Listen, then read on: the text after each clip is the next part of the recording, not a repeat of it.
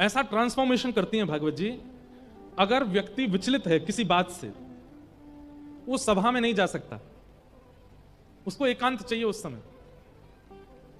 लेकिन भागवत जी कृपा से कई बार ऐसी कुछ चर्चाएं हो जाती हैं या ऐसा कुछ हो जाता है जिसके कारण सभा में देह आने लायक नहीं होता, लेकिन हम मंच पे आके कथा भी कर जाते हैं। और ये परिवर्तन कौन सिखा देता है, ये बल कौन देता है, ये योग्यता कौन देता है? भागवत जी देती है।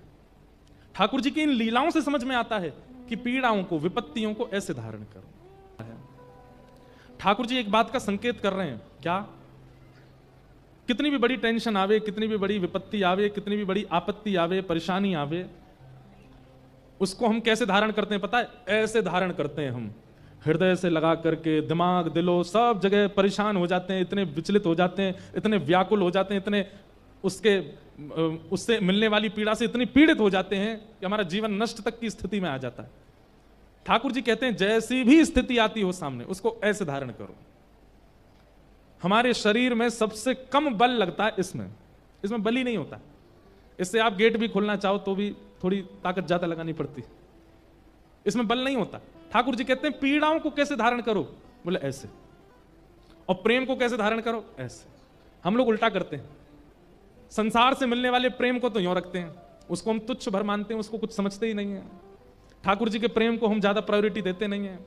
कथा भागवतों से मिलने वाले प्रेम से, रसिकों के प्रेम को हम ज्यादा कुछ समझते नहीं है, उसको तो ऐसे धारण करते हैं। और जितनी पीड़ा, आपत्ति, विपत्ति, संसार के संकट आते हैं, उन सबको ऐसे धारण करते हैं।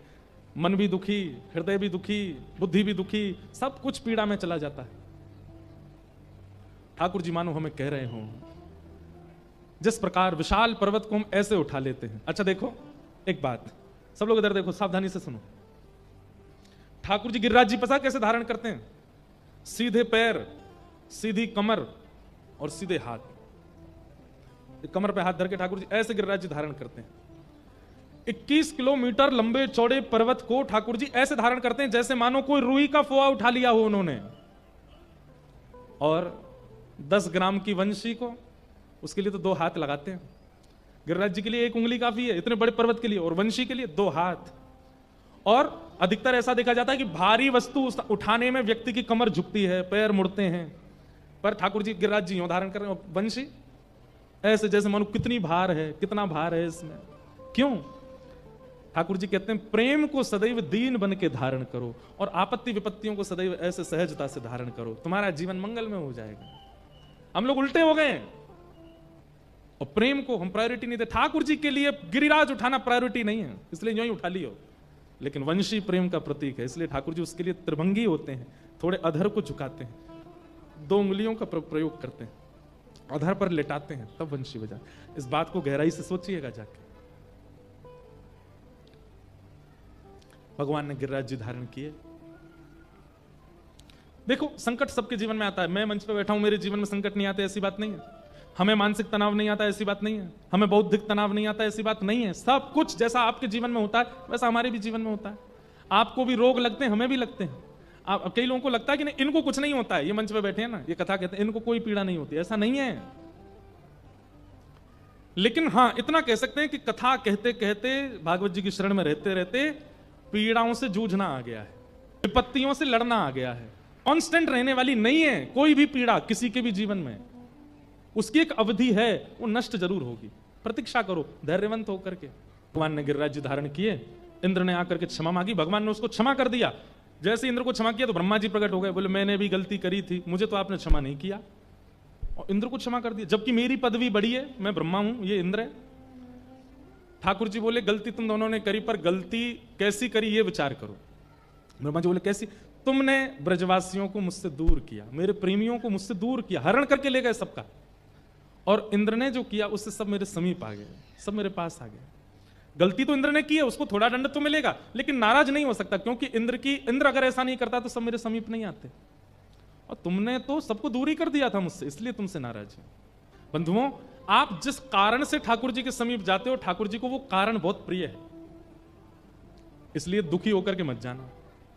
ठाकुर जी कहेंगे क्यों आए हो? है दुखी है, अच्छा, इसका मतलब ये तभी आता है जब दुखी होता है, लाओ दे दो इसको खूब सारी, आता तो भी रहेगा। इसलिए ठाकुर जी के समीप अकारण जाओ, किसी कारण से नहीं। ठाकुर जी को सोचने दो, क्यों आया है? बोले कोई कारण नहीं। ठाकुर जी भी सोच में पड़ जाए, संसारी व्यक्ति बिना कारण क्या आया मेरे पास? ठाकुर जी का मन होगा इसको हृदय से तो लगा लूं मैं जरा, इसका कोई कारण ही नहीं। जैसे हमसे लोग मिलने आते हैं, हमें पता है हर किसी का एक ही कारण है, एक फोटो महाराज जी के साथ। तो अब पता है स्थिति कैसी हो गई है? जैसे कोई कहता महाराज जी, जैसे हम कहते आओ बैठो, लो भैया फोटो लो, उसको नहीं बोलता मैं खुद ही बोल देता हाँ हाँ एक एक फोटो। लेकिन कई लोग पता कैसे आते हैं, हमें फोटो नहीं चाहिए महाराज, हम बस देख लें, आंखों से खींच लेंगे।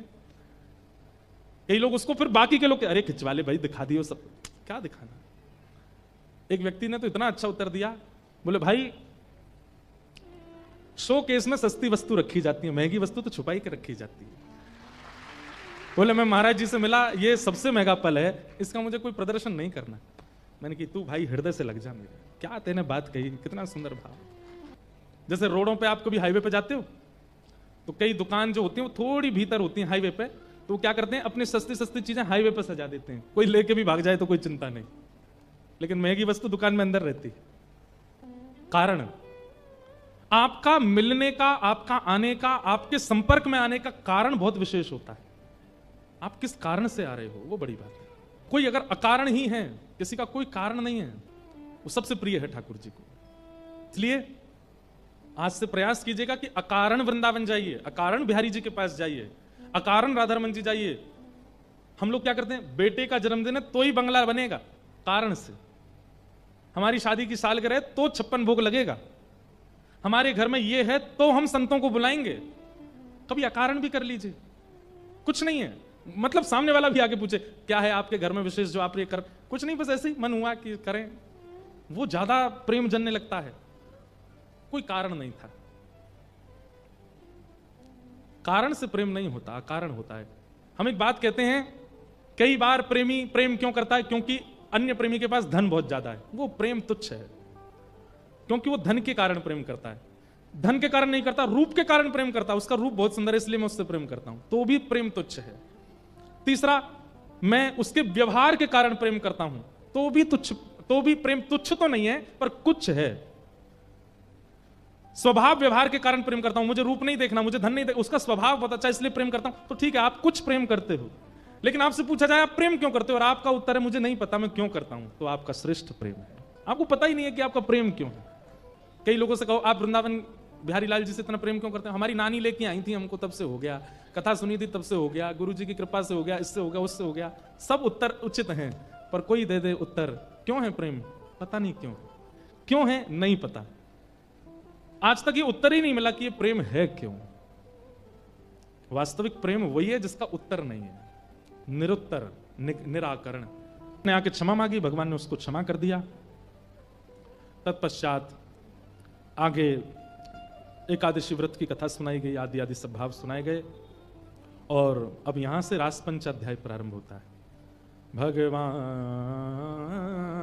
पिता रात्रि शरदोत्फुल्ल मल्लिका विक्षरन्तुं मनश्चक्रे योग मायामुपाश्रित। बहुत ध्यान से सुनिएगा सब लोग। हाँ, रास, रास का मतलब क्या होता है? मैं हर कथा में एक बात समझाता हूं, दो बातें याद रखिए, रस और रास। ठाकुर जी के लिए जो करते हो वो सब रस कहलाता है। और कभी आपके प्रेम में आसक्त होकर, आपकी भावना से प्रसन्न होकर ठाकुर जी कुछ करने लगे आपके लिए, वो रास है। रास का मतलब नाचना नहीं होता, रास का मतलब नृत्य नहीं होता, रास का मतलब ये सब नृत्यबाजी से मत लगाइएगा इसको। हां, जब उत्साह अपनी चरम स्थिति में जाता है तो व्यक्ति नाचने लगता है।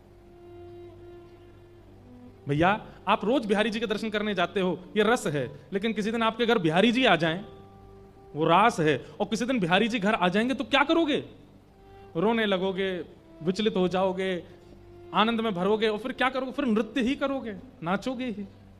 आनंद की, प्रेम की चरम स्थिति को नृत्य कहते हैं। इसलिए मैं कथाओं में कहा करता हूं कि भाई बगल वाला नाच रहा है, वो नाच रहा है कीर्तन में, पीछे वाला नाच रहा है तो मैं भी नाच लूं, ऐसे कभी मत नाचिएगा कीर्तनों में, भजनों में, कथा में। नृत्य कब करना है? जब रोक ना पाओ स्वयं को, पैर अपने आप खड़े हो जाएं, हाथ अपने आप चलने लग जाएं, और अपने आप तन मन नृत्य करने लग जाए, वो नृत्य वास्तविक है। हम लोग रास का मतलब नृत्य समझते हैं, पर नृत्य है नहीं। गोपियों के लिए ठाकुर जी इतने सहज हो गए कि गोपियों की प्रेम की अवस्था चरम पर पहुंच गई और गोपियां नृत्य करने लग गईं। पर नृत्य का मतलब रास नहीं है। अब आज की भाषा में कहूं तो प्रायोरिटी को रास कहते हैं। अभी ठाकुर जी हमको प्रायोरिटी नहीं देते। अभी तो जैसे सब भोग लगा रहे हैं हम भी लगा रहे हैं, सब श्रृंगार कर रहे हैं हम भी कर रहे हैं। लेकिन रास किसके साथ किया था? मीराबाई के साथ। मीराबाई श्रृंगार करती थी तो ठाकुर जी नयन मटकाते थे।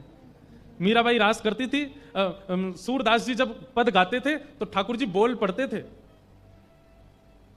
कुंभन दास सामने आकर के जब खड़े हो जाते थे तो ठाकुर जी पूछते थे कैसा लग रहा हूं कुंभना। गोविंद दास सामने आते थे तो श्री ठाकुर जी मंदिर में से बोल पढ़ते थे, ए गोविंदा मेरो खेलवे को मन हेरो, खेलवे चलेगो मेरे संग। ये सब रास है। हमारे साथ रास नहीं हुआ अभी तक। हम तो रस में व्यवस्थित हैं अभी तक। हम जाते हैं, हम बोलते हैं, हम जाते हैं, हम करते हैं, हम जाते हैं, हम ही सब निभाते हैं। ठाकुर जी नहीं निभा रहे। अभी निभा रहे हैं तब तक रस है, और जिस दिन ठाकुर जी निभाने लग जाएं उस दिन रास है। दास नाम के एक भक्त हुए भगवान जगन्नाथ जी के, रोज मंदिर जाते थे दर्शन करने के लिए। एक बार उनको पेट का एक रोग हो गया जिसके कारण उनको मलमूत्र का अपने आप त्याग प्रारंभ हो गया, जिसके कारण वो अपवित्र अवस्था में आ गए और उन्होंने सोचा कि अब मैं मंदिर कैसे जाऊं। तो बेचारे अपने बिस्तर पे पड़े थे, कपड़े सन गए, सब विचित्र हो गया, बहुत पीड़ा में थे। तो वहां मंदिर में बैठे श्री जगन्नाथ जी विचलित हो गए। आज सुबह से शाम हो गई, माधवदास क्यों नहीं आया? इतने लाखों वैष्णव दर्शन करने आए, मेरा माधव क्यों नहीं आया? ठाकुर जी ने तुरंत विचार करके देखा तो माधवदास तो पीड़ा में पड़े हैं, माधवदास के तो पेट का रोग हो गया। ठाकुर जी तुरंत एक सेवक का रूप धारण करके गए और श्री माधवदास जी के घर पहुंच गए। इतनी कमजोरी आ गई थी, माधवदास जी के नेत्र भी नहीं खुल रहे थे। ठाकुर जी गए, एक पात्र में जल भरा, उसमें कपड़ा डाला, कपड़ा डाल करके माधवदास जी के हाथों को साफ करने लगे, पैरों को साफ करने लगे, वस्त्र उतारने लगे, अपने हाथ से धोने लगे, धो के सुखाने लगे, सब व्यवस्थित करने लगे। थोड़ी देर में माधवदास की चेतना आई कि ये सब कौन कर रहा है क्रिया। तभी माधवदास की दृष्टि पड़ी तो कोई बालक था, परंतु भक्त से ठाकुर जी छुप नहीं पाते, कितना भी रूप बदल के आ जाए। माधवदास बोला, इधर आओ, तुम कौन हो, मेरी सेवा क्यों कर रहे हो, तुम कहां से आए हो? उसने कुछ भी उत्तर दिया, वहां से आया ये। तुरंत माधवदास जी ने हाथ पकड़ा, बोले तुम कोई और नहीं, तुम जगन्नाथ जी हो। और तुरंत जगन्नाथ जी प्रकट हो गए। जगन्नाथ जी जैसे प्रकट हुए तो माधवदास जी रोने लगे, भगवान हम 3 बार स्नान करते हैं कि कहीं हम अपवित्र अवस्था में आपके सामने नहीं आए और आप मेरे मलमूत्र युक्त शरीर का स्पर्श कर रहे हो। ठाकुर जी बोले, क्यों, आप लोग हमारी सेवा साल भर करते हो तो हम आपकी सेवा एक दिन करने नहीं आ सकते? तो दास जी बोले, आपको सेवा करना मंजूर है, मेरे कपड़े धोना मंजूर है, मेरे तन को साफ करना मंजूर है, आप तो भगवान हो, मेरा रोग ही ठीक कर दो, मुझे ठीक कर दीजिए, मेरा रोग ठीक क्यों नहीं करते हो? ठाकुर जी बोले, माधव ये तेरा प्रारब्ध है, ये तेरे पूर्व जन्म का छोटा सा कोई प्रारब्ध कर्म है जो तू भोग रहा है। यदि तुम इसको नहीं भोगोगे, मैं इसको काट दूंगा, यहीं समाप्त कर दूंगा, तो जितना शेष रह जाएगा वो भोगने के लिए तुम्हें फिर से जन्म लेना पड़ेगा। इसलिए अभी मिल रहा है, इसको भोग लो, इसको सह लो। माधवदास बोले, मैं सहने को मुझे दिक्कत नहीं है, मुझे इस बात से पीड़ा है कि आप सेवा में हो, मैं आपको सेवा में नहीं देख सकता, आपको मेरी सौगंध है, आप मेरी सेवा मत करो। ठाकुर जी सौगंध के कारण तो रुक गए, अब कैसे स्पर्श करूं, सौगंध दे दी। लेकिन ठाकुर जी तो अंतर्यामी है। ठाकुर जी बोले, ठीक है माधव मैं जा रहा हूं। ठाकुर जी गए और माधवदास स्वस्थ हो गया। तो माधवदास जी पूछने के लिए गए, बोले भगवान आपने मेरे प्रारब्ध काट दिए क्या, आपने मेरे प्रारब्धों को रोक दिया क्या? मंदिर में जाकर के देखा तो श्री जगन्नाथ जी की आंखें थोड़ी सी नम हैं और तन थोड़ा सा ढीला है। तभी माधवदास जी ने पूछा, ये सब क्या हुआ? तभी पुजारियों ने बताया, बोले ठाकुर जी बीमार हो गए। मतलब माधवदास को जो पीड़ा थी वो 15 दिन की शेष रह गई थी, ठाकुर जी ने अपने ऊपर ले ली और स्वयं लेकर के पीड़ित हो गए। बोले तू भजन कर, तेरा जो 15 दिन का प्रारब्ध है वो मैं भोग लूंगा। ठाकुर जी भोगते हैं, ठाकुर जी ये सब ठाकुर जी प्रेम वश होकर लीला कर रहे हैं, ठाकुर जी के लिए कोई आवश्यकता नहीं है इस चीज की। लेकिन यही तो रास है, ये रास है। और आज तक श्री ठाकुर जी माधवदास की याद में आज भी 15 दिन के लिए बीमार होते हैं श्री जगन्नाथ जी। ठाकुर जी को बुखार आता है, ठाकुर जी को औषधि का भोग लगाया जाता है। 15 दिन जगन्नाथ जी में दर्शन नहीं होते ठाकुर जी के। ठाकुर जी कहां है, वो बीमार पड़े हैं, अभी बुखार आ गया लाल जी को। किसके लिए? माधवदास के लिए। इससे कहते हैं रास। अब अर्थ ये मत लगाने ना ठाकुर जी हमारी पीड़ा लेते हैं वो रास है, नहीं। हमें एक एक चीज सबटाइटल के साथ कोट करके बतानी पड़ती है, कहीं गलत अर्थ ना निकाल लो। रास का मतलब हमारे लिए ठाकुर जी सचल हो जाएं, हमारे लिए ठाकुर जी विचलित होकर मंदिर छोड़ के आ जाएं, ये रास है। कर्मा बाई, सबने कथा सुनी। पिताजी बोल करके गए, बेटी बिना खिचड़ी को भोग लगाए स्वयं पाना मत, ठाकुर जी का भोग लगाना। कर्मा बाई भोग तैयार करती है, बिना नहाए धोए भोग बनाती है, बिना नहाए धोए भोग बना करके ठाकुर जी के लिए खिचड़ी बनाती है, और दांतुन करते करते दांतुन के पिछले भाग से चला देती है खिचड़ी को, और उस खिचड़ी को खाने जगन्नाथ जी मंदिर से दौड़े दौड़े आते हैं। ये क्या है? ना तो कर्मा स्नान करती है, ना कोई नित्य कर्म जानती है, ना शुद्धता पवित्रता, कुछ भी नहीं पता उसको, उसके लिए ठाकुर जी दौड़े चले जाते हैं। यही तो रास है। वास्तव में हमारा उद्देश्य भक्ति का क्या होना चाहिए कि हमारा जो रस है वो रास में परिवर्तित हो। कभी हमारे घर के ठाकुर जी, कभी हमारे सेवा के ठाकुर जी बोल पड़े, कभी हमारे सेवा के ठाकुर जी नाच पड़े, कभी हमारे सेवा के ठाकुर जी हमारे समीप प्रत्यक्ष आ जाएं, कभी हमसे कुछ मांग करके स्वयं पालें, वो रास है। पर रास ऐसे नहीं होगा। हम लोगों को रस में ही अच्छा लग रहा है, हमको फर्क ही नहीं पड़ता कि ठाकुर जी बोले, ठाकुर जी चलें। हम लोगों को ये लगता है वैसे बहुत टेंशन है, ठाकुर जी भी चलने फिरने बोलने लगे तो और टेंशन हो जाएगी। हम लोग तो ऐसे हैं, बहुत विचित्र बुद्धि है हम कलयुग के लोगों की। कभी कभी ठाकुर जी से मन होता है कि ठाकुर जी बढ़िया, आप ऐसे ही रहो। ठाकुर जी अगर चलने फिरने लगे, हम सामान्य से बालक तुच्छ प्राणी, हमारी सेल्फियों से तो सिर में दर्द हो जाता। ठाकुर जी चलते फिरते तो ठाकुर जी का क्या होता?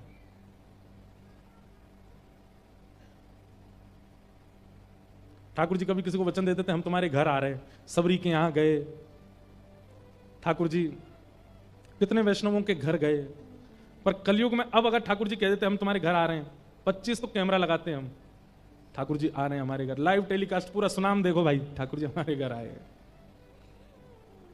अच्छा है ठाकुर जी, ऐसे ही रहो आप चलते फिरते नहीं हो, बहुत सौभाग्य है आपके। लेकिन कभी इच्छा रखो कि हमारा रस रास में परिवर्तित हो।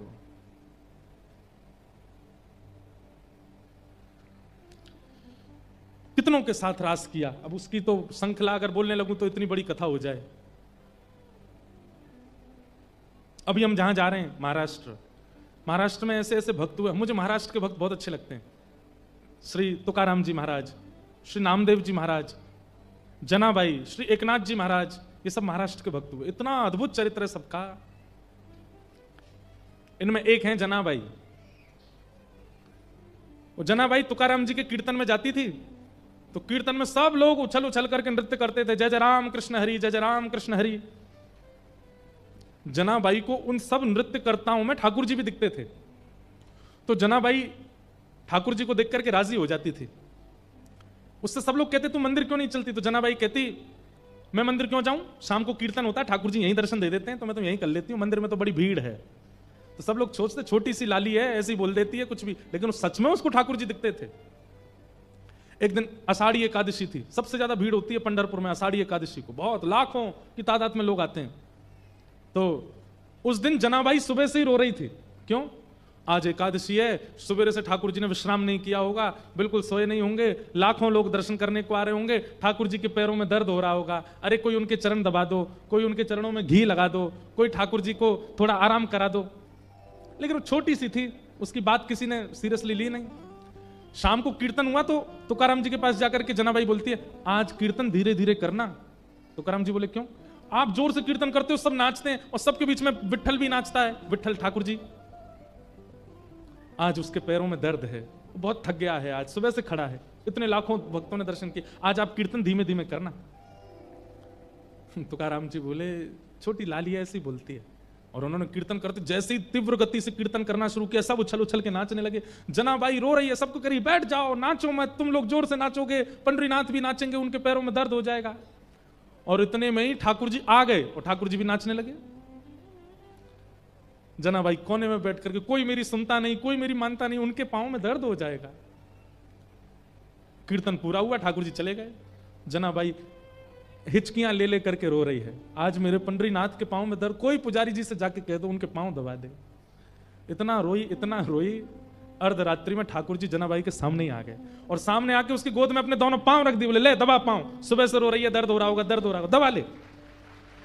और ठाकुर जी ऐसे टेक लेकर के पीछे और दोनों पांव गोद में रख करके बैठ गए, बोले दबाओ। और जनाबाई रात भर ठाकुर जी के चरण दबाती रही। बहुत अच्छा चरित्र है जनाबाई का, आगे और भी लीला है पर सब नहीं सुनाऊंगा। इसे कहते हैं रास। रास के लिए ऐसी स्थिति भी तो होनी चाहिए जैसी जनाबाई की, जैसी गोपियों की, जैसी मीराबाई की, जैसे एकनाथ जी की, जैसे तुकाराम की, जैसे सूरदास की। हमारी है ही नहीं। पूरे घर में एसी लगता है पर ठाकुर जी के मंदिर में पंखा लगाने में भी वो लगा देते हैं घूमने वाला। हम चाहते हैं कि रास हो हमारे साथ। इतनी भावना भी तो है नहीं ठाकुर जी के प्रति, कैसे हो काम? हम तो दिया बत्ती तक सीमित हैं, सुबह दिया जलाओ, शाम को दिया, इतने में ही पूरा हो जानी चाहिए पूजा, बस, इससे अधिक कुछ नहीं। हम पूजा करने वाले लोग हैं, सेवा थोड़ी करते हैं हम, तो रास कैसे होगा हमारे साथ? पर ब्रज की गोपियां, इनके तो कृष्ण मन कृष्ण तन कृष्ण ही हमारो धन। ठाकुर जी से बहुत प्रेम करती हैं ब्रज गोपियां। ये ब्रज की गोपियां कौन है? ये त्रेता युग के सब संत हैं दंडक वन के, जिनको राम जी दर्शन नहीं दे पाए थे। जब रावण को मार करके राम जी वापस जाने लगे तो हनुमान जी ने कहा, बोले भगवान दंडक वन होते हुए चलें, वहां कुछ संत आपकी प्रतीक्षा कर रहे हैं। ठाकुर जी बोले 14 वर्ष का अंतिम दिन है और आज मुझे किसी भी हालत में अयोध्या पहुंचना, नहीं तो मेरा भरत प्राण त्याग देगा। भरत जी ने कहा था कि 14 वर्ष से एक दिन भी ज्यादा हुआ तो मैं जीवित नहीं मिलूंगा। हनुमान जी बोले और यहां इतने भरत दंडक वन के प्राण त्यागेंगे वो? राम जी बोले नहीं, हमारी इच्छा से ये सब दंडक वन के संत द्वापर में ब्रज की गोपी बनेंगे। और जैसे ही मेरा प्रादुर्भाव होगा, मेरा जन्म तो होगा देवकी वसुदेव के यहां, लेकिन केवल इन लोगों को दर्शन और सुख देने के लिए मैं गोकुल आऊंगा, नंदरानी के यहां। और मेरे आते ही, मेरा दर्शन करते ही इन सबको सहज ही मुझसे प्रेम हो जाएगा। और कैसा प्रेम? जैसा एक प्रियतमा को अपने प्रियतम से होता है, पत्नी को पति से होता है। हनुमान, मेरी अवस्था छोटी होगी, ये सब गोपियां 100-100 वर्ष की होंगी, लेकिन फिर भी इनको मुझसे ऐसा प्रेम होगा जैसे एक प्रियतम से होता है। क्यों? ये इनकी प्रतीक्षा का मैं इनको फल प्रदान करूंगा, एक प्रियतम की तरह इनके साथ व्यवहार करूंगा। लेकिन इनसे कहो एक युग अभी प्रतीक्षा करें। हनुमान जी ने जाकर के कहा तो सब संत बोले हम तो कर लेंगे प्रतीक्षा, सालों से कर रहे हैं, एक युग और कर लेंगे। लेकिन हनुमान जी आप वचन दीजिए कि द्वापर में ये मिलेंगे। तो गीता प्रेस की एक पत्रिका आती है कल्याण, उसमें एक लेख में मैंने पढ़ा था कि उन दंडक वन के संतों के वचन दिया हनुमान जी ने कि द्वापर में मिलेंगे, तो वचन की पूर्ति के लिए कृष्णावतार में ठाकुर जी की वंशिशी हनुमान जी बन करके आए और उसी वंशी के नाद से सब गोपियों को ठाकुर जी ने रास में बुलाया। मानो हनुमान जी ने वचन दिया था ठाकुर जी मिलेंगे, तो हनुमान जी गए गोपियों को खींच खींच के लाए, आओ मिल लो अपने ठाकुर से। अब ये सब बहुत बृहद कथाएं हैं, सूक्ष्म में कह के चल रहा हूं। भगवान ने शरद पूर्णिमा की आज्ञा दी थी गोपियों को। आज सब गोपियां अपने अपने घर में कार्य कर रही थी। ठाकुर जी ने शरद पूर्णिमा की रात्रि को जैसे ही वेणुनाद किया, क्लीम शब्द का प्रयोग किया। ठाकुर जी की वेणु की ध्वनि सामान्य लोगों को तो केवल ध्वनि के रूप में सुनाई दे रही थी, पर कृष्ण प्रेम में जो गोपियां हैं उनको धुन नहीं सुनाई दे रही, उनको शब्द सुनाई दे रहा है। मानो कान में आकर के ठाकुर जी बोल रहे हैं, चल गोपी तेरी प्रतीक्षा कर रहा हूं मैं, जल्दी आ जा। और सब गोपियां अपने यथावत कार्यों को छोड़ छोड़ करके दौड़ी हैं ठाकुर जी से मिलने के लिए। एक बात कहें, स्वप्न में वृंदावन दिखना यह रास है। एक प्रकार से स्वप्न में वृंदावन का दर्शन आपको बुला रहा है कि आप आइए वृंदावन। और ठाकुर जी ने यहां रास में क्या किया? वेणु ध्वनि के द्वारा गोपियों को बुलाया। तो स्वप्न में यदि कभी वृंदावन दिखे तो समझो आप रास की सीमा पर खड़े हो, तुरंत जाइए वृंदावन। वृंदावन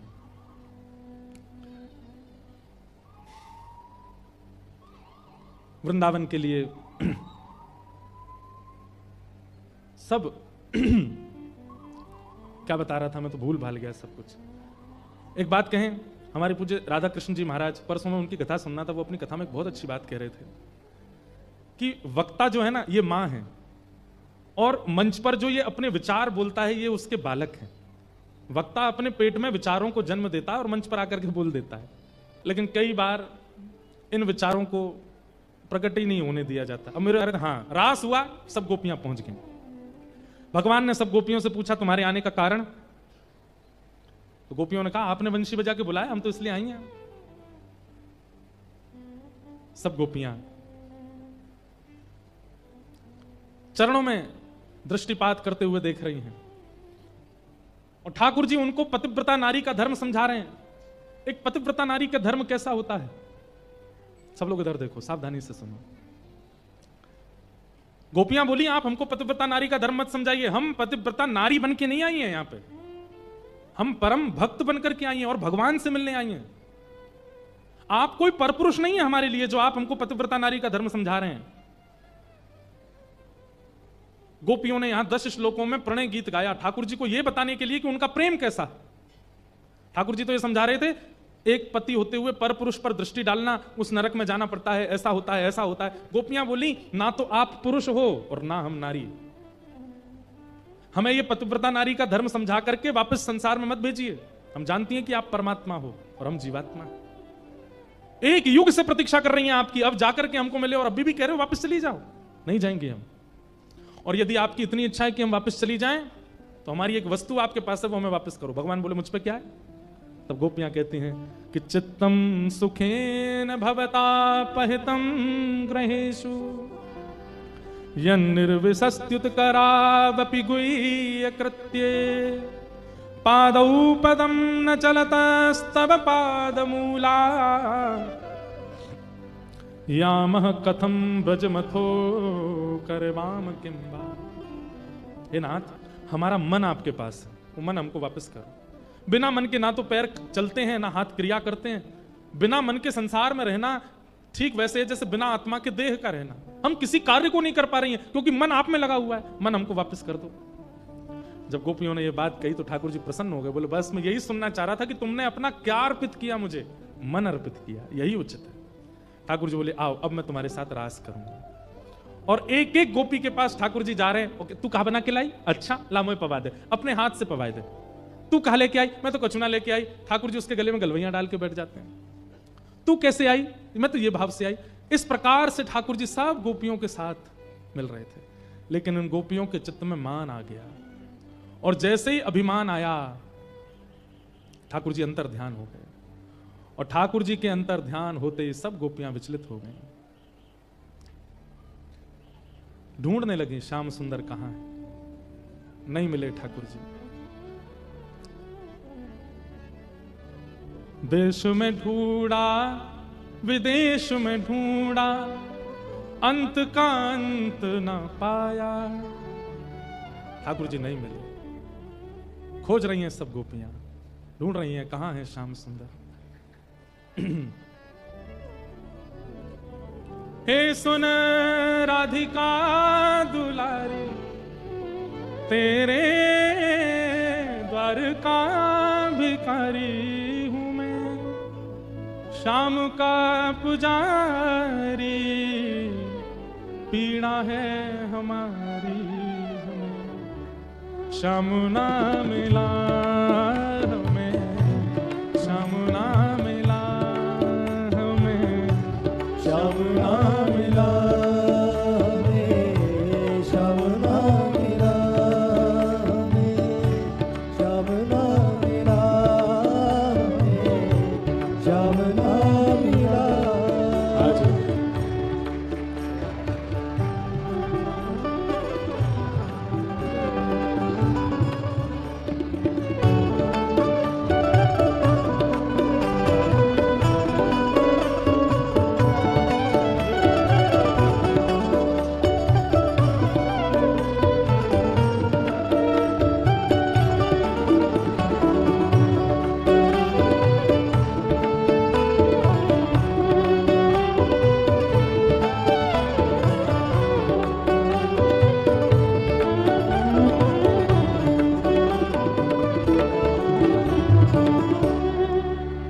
खूब आनंद की बात है आज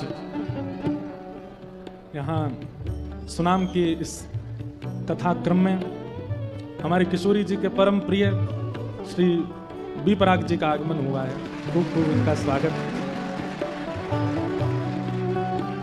अब आपसे जो स्नेह प्रेम है हमारे लाल जी का वो तो सब जानते ही हैं। साथ ही आज कैबिनेट मंत्री एवं राज्य अध्यक्ष सुनाम से विधायक श्रीमान अमन अरोड़ा जी भी आए हैं, उनका भी खूब खूब।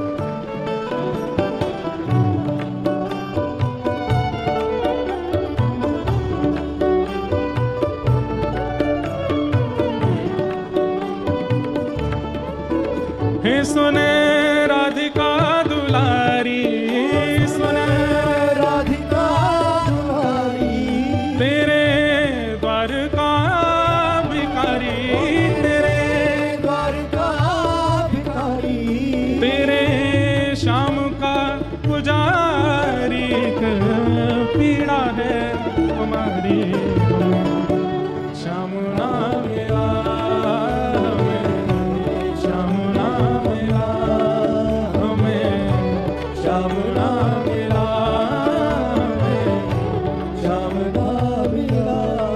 हम सोचते थे कहाँ कहीं कुंजन में होगा, सोचते थे गाना कहीं कुंजन में होगा, हम सोचते थे कहाँ कहीं कुंजन में होगा, सोचते थे गाना कहीं कुंजन में होगा।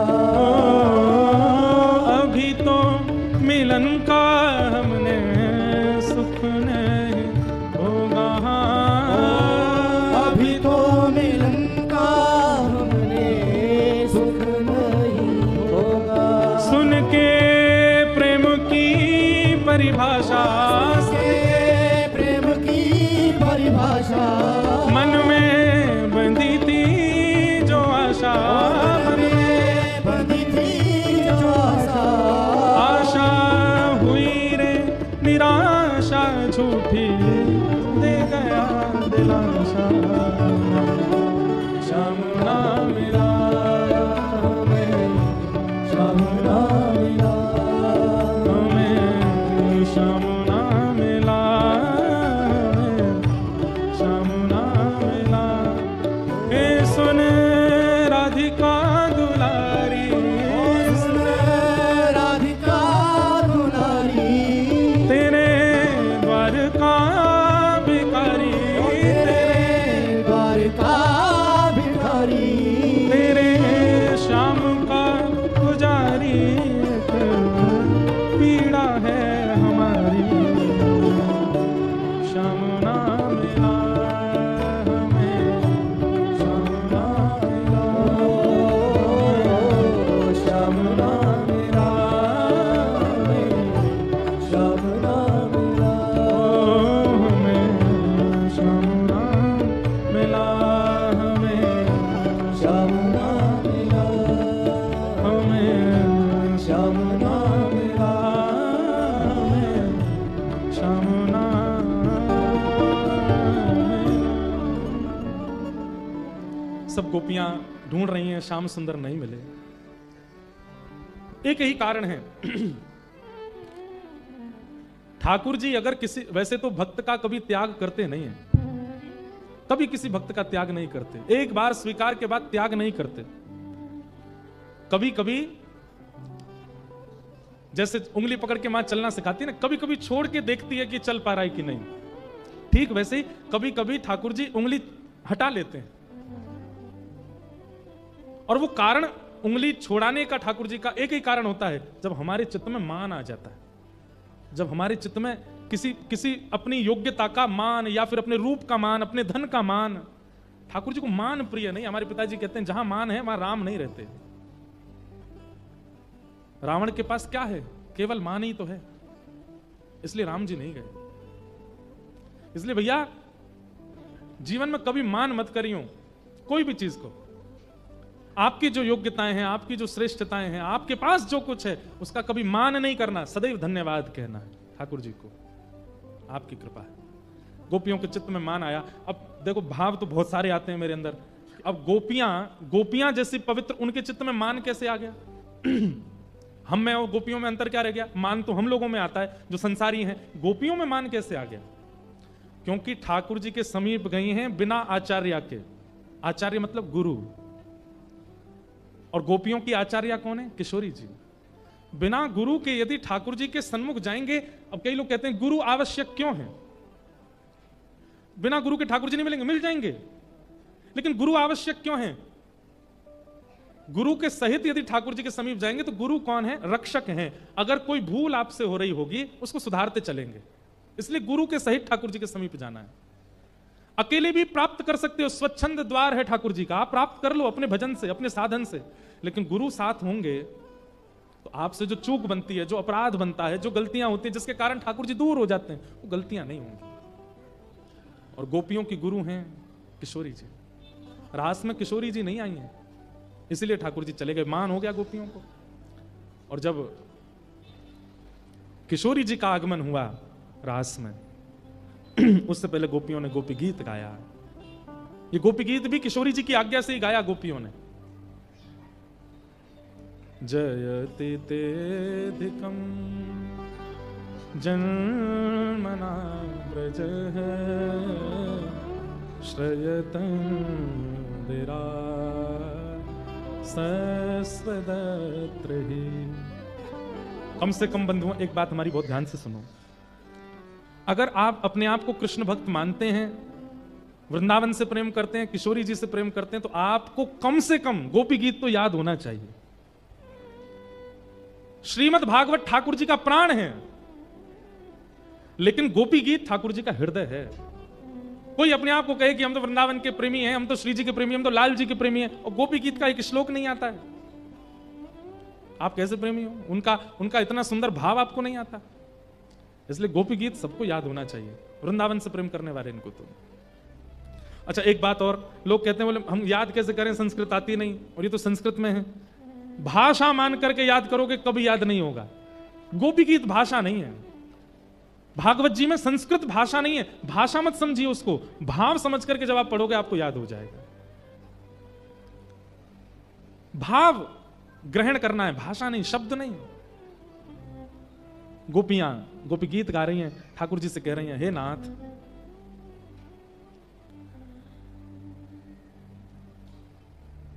अटतियद् भवान् नन्दिकाननम् त्रुटियो गायते त्वाम पश्यताम्। बहुत सारे भाव है, अब इसका इतना सुंदर भाव है। गोपियां कहती हैं, हे नाथ, जब आप गैया चराने जाते हो उस समय यदि हम आपको देख रही होती हैं और एक क्षण के लिए हमारी पलक झपक जाती हैं, तो एक क्षण के लिए झपकी हुई पलक हमको ऐसे लगती है 3 युग निकल गए हों। एक क्षण के लिए गिरी हुई पलक 3 युग के समान लगती है। नाथ, आप सोचो, आप इतनी देर के लिए अंतर ध्यान हो गए तो हमारी स्थिति क्या हो रही होगी। नाथ कृपा करो, आ जाओ। गोपियों ने गोपी गीत गाया, ठाकुर जी प्रकट हो गए, और फिर ठाकुर जी ने महारास किया। अब तो किशोरी जी आई हैं ठाकुर जी के साथ, इसलिए अब ठाकुर जी ने महारास किया। महारास में देवादिदेव महादेव शंकर भगवान भी पधारे, और पूरे ब्रजमंडल में अद्भुत महारास यमुना जी के तट पर हुआ। सब देवी देवता पधारे, खूब आनंद हुआ। हमने अभी घड़ी देखी भैया, 10:30 तो बज गए, और कल कथा भी सुबह 10 बजे से है, और अभी तो ठाकुर जी को मथुरा गमन ही नहीं भयो, विवाह कैसे करें। वैसे अधिकतर हम क्या करते हैं, जब हमारा रास में ज्यादा मन लग जाता है ना, तो हम ठाकुर जी का ब्याह करते नहीं है। हम कहते हैं लाल जी बैठे रहो ऐसे ही, कल करेंगे ब्याह। और वैसे भी ब्रजवारिन ने रुक्मणी विवाह कहवे में बड़ो कष्ट हो गए। ऐसी बात नहीं है, हमारे लिए तो रुक्मणी जी श्री जी हैं, परंतु यूं लगे लाला ब्रज में ही रहे, ब्रज से बाहर काहे को भेजें। लेकिन हम जल्दी 2 मिनट में पूरा क्रम कह देते हैं, फिर अंत में महारास करेंगे। ठाकुर जी ने महारास किया, महादेव आए, तत्पश्चात रास का प्रसंग पूर्ण हुआ। अब हम सूक्ष्म में पूरी कथा सुना देते हैं, क्योंकि मथुरा गमन की लीला हम कह नहीं पाएंगे। अक्रूर जी को कंस ने भेजा, अक्रूर जी वृंदावन आए, और वृंदावन आकर के कृष्ण बलराम को लेकर के मथुरा गए। मथुरा में जाकर के भगवान ने धनुष भंजन किया, कुबलिया पीड़ हाथी का उद्धार किया, कुब्जा का उद्धार किया, और कंस का वध किया। बोलो कंस मर्दन भगवान की। कंस वध करने के बाद ठाकुर जी देवकी मैया को कारागृह से मुक्त किया, अपने नाना उग्रसेन को राजा बनाया मथुरा का, और स्वयं सांदीपनी गुरुकुल पढ़ने गए। सांदीपनी गुरुकुल से वापस आकर के ठाकुर जी ने उद्धव को वृंदावन भेजा, और उद्धव को प्रेम का पाठ पढ़ाया। तत्पश्चात मथुरा पर 2 लोगों ने चढ़ाई कर दी थी, एक तरफ से तो कंस के ससुर जरासंध ने, और दूसरी तरफ से काल यमन ने। भगवान ने दोनों को परास्त कर दिया। तत्पश्चात भगवान ने विचार किया कि भाई अब क्या करें, ये ब्राह्मणों की सेना लेकर के आया है, ब्राह्मणों को तो मैं नहीं मारूंगा। इसलिए ठाकुर जी ने विश्वकर्मा को आज्ञा देकर के समुद्र के बीच में नवीन नगरी का निर्माण किया, जिसका नाम है द्वारिका। और ब्राह्मणों की सेना देख करके, जरासंध को 17 बार हरा दिया था भगवान ने, 18वीं बार जब ब्राह्मणों की सेना लेकर के आया तो भगवान ने बलराम जी का हाथ पकड़ा, थोड़ी देर युद्ध का अभिनय करते हुए रण छोड़ करके भाग गए, लड़े नहीं, ब्राह्मणों पर हम हाथ नहीं उठाएंगे। और ठाकुर जी रण छोड़ कहलाए, बोलो रण छोड़ रहा है भगवान की। द्वारिका में जाकर के ठाकुर जी विराजे। बड़े भैया बलराम जी का ब्याह रेवत राजा की पुत्र की पुत्री यानी कि पौत्री से ब्याह हुआ, जिसका नाम है रेवती। बलराम जी का ब्याह रेवती से हुआ।